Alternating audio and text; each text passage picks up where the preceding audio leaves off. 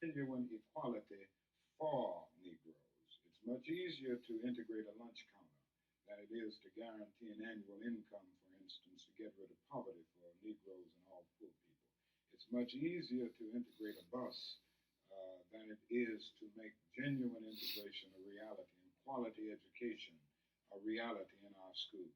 It's much easier to integrate even a public park than it is to get rid of slums. And I think we are in a new era, a new phase of the struggle, where we have moved from a struggle for decency, which characterized our struggle for 10 or 12 years, to a struggle for genuine equality.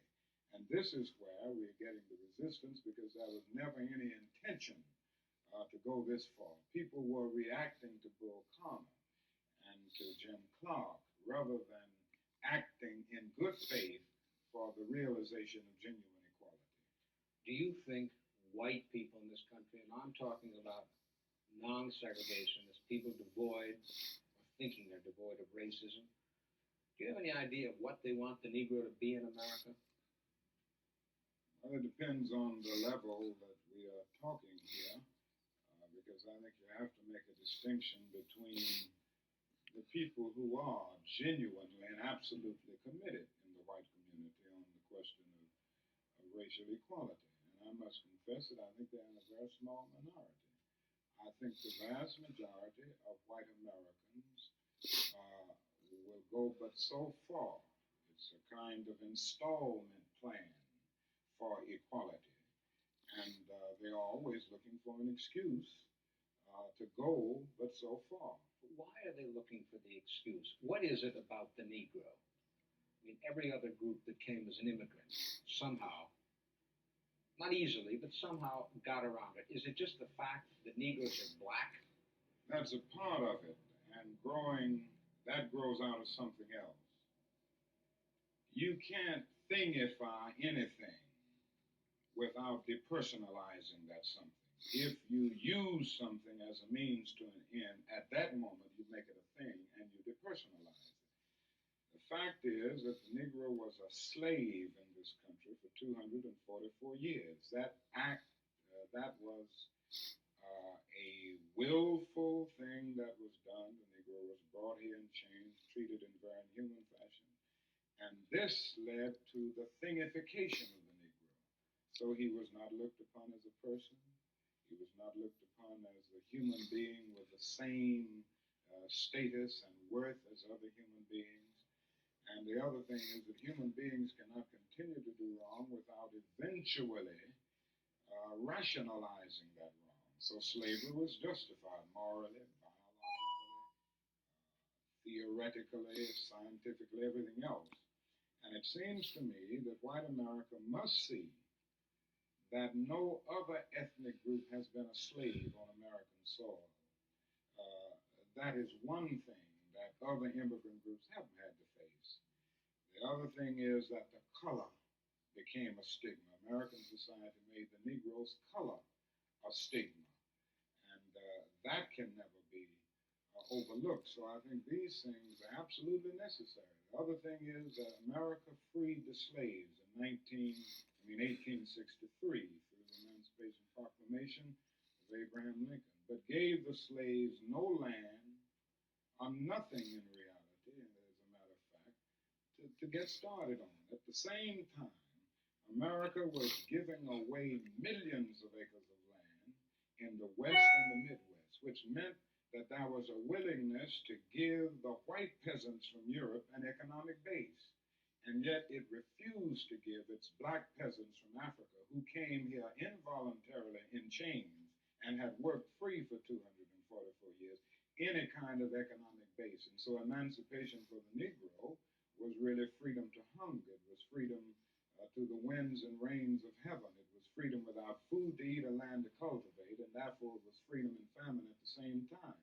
And when white Americans tell the Negro to lift himself by his own bootstraps, they don't look over the legacy of slavery and segregation. I believe we ought to do all we can and seek to lift ourselves by our own bootstraps. But it's a cruel jest to say to a bootless man that he ought to lift himself by his own bootstraps. And many Negroes, by the thousands and millions, been left bootless as a result of all of these years of oppression and as a result of a society that deliberately made his color a stigma and something worthless and degrading. Apart from wanting to live better. Well, hello everyone, DFG Gideon's Flight. I thought I would share that little take from the Reverend Dr. Martin Luther King, because again, we've all heard, so many times, around this whole thing about, our white, what way should I say this? Our white immigrant citizens, those who always accuse us of whining and crying about, slavery and the impacts of slavery, and why it caused us to be economically so far behind and has created such a wealth gap between the average black family, so-called, and the average white family. And many of you guys have heard that argument, well, my family didn't have anything to do with slavery. My family came here and, in the early 1900s, or my grandparents came here and they had to pull themselves up by their bootstraps and they made it, so why couldn't you guys? How many of you guys have heard that argument? And if any of you guys are listening to me that are white, I hope you learned something from Dr. King. He just explained to you the trickology, the manipulation of facts.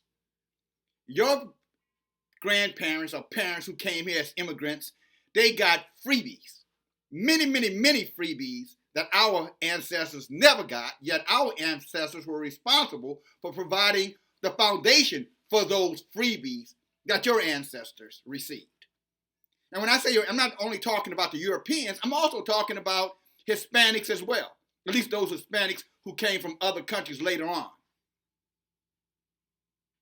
Now, if you heard Dr. King, he talked about how cruel it is for a nation to call themselves freeing the so-called Negro, and at the same time, not giving him any type of infrastructure or any compensation at all for the toil and labor, and then forcing him into a situation where he had no other alternative but to go back to those very same plantations that enslaved him or her.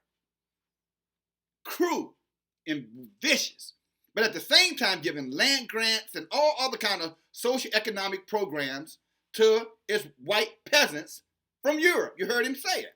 I'm just repeating what he said. So all of you guys who want to constantly remind us about Martin Luther King and the love and the peace, I think if you listen to Dr. King, I think Dr. King finally got it. Like he said in the beginning, he was naive. Then only to come to later on in life. And when I say later on in life, I'm talking about Dr. King, remember guys, was assassinated before he reached 39 years old. So when I say later on in his life, I'm talking about a young man coming to the revelation as a young man that he had been duped into believing that somehow through integration, America would do right by its so-called black brothers.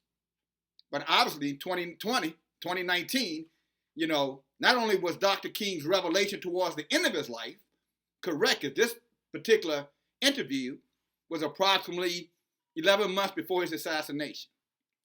So I think Dr. King was right in terms of his visualization, revelation that America, as you've heard him say many times before, well, not many times before, had written a blank check to the so-called Negro here in America.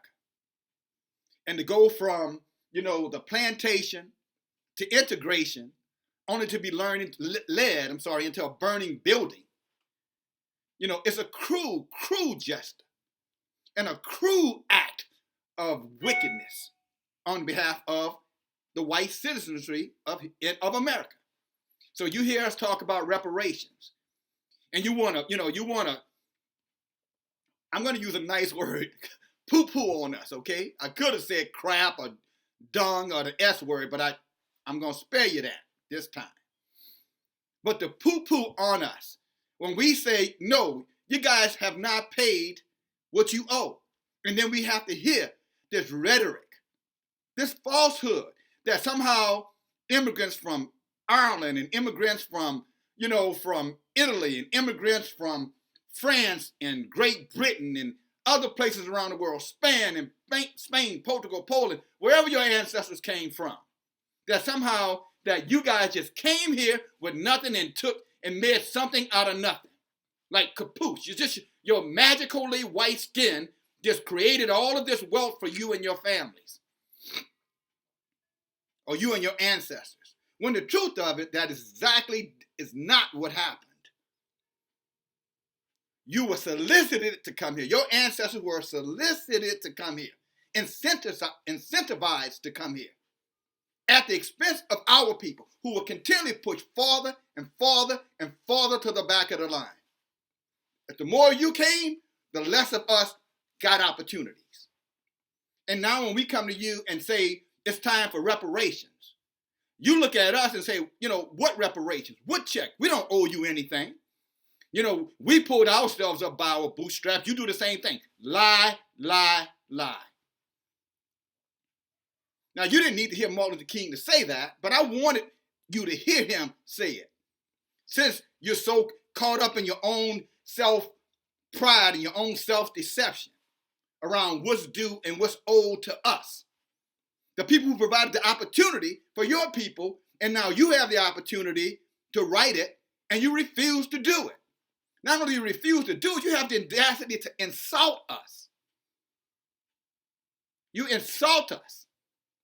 No, we ain't doing nothing for you. Get out of here with that foolishness. No reparation. No, I ain't discussing that reparation for black people. Are you kidding me? When that's exactly what your ancestors got for you to get a foot up. And that's exactly what our ancestors didn't get for us to be amputated at the knees. I wonder what you think of yourself now that you're getting these facts and you're getting this information.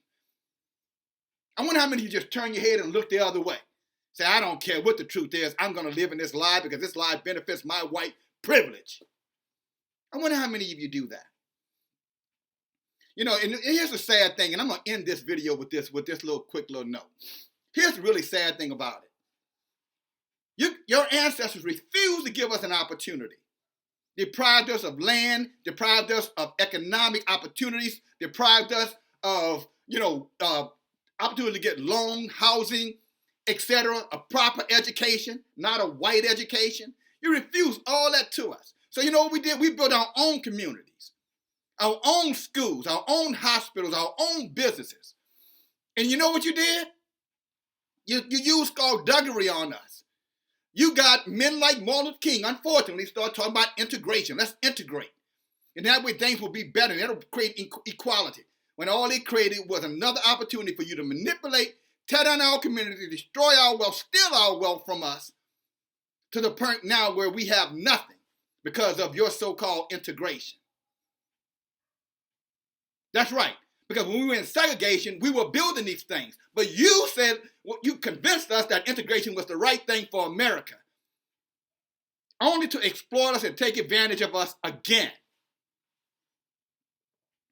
And now we're wise to your tricks. Now we're wise to your economic exploitation, your judicial exploitation, your mass incarceration. We're wise to it now.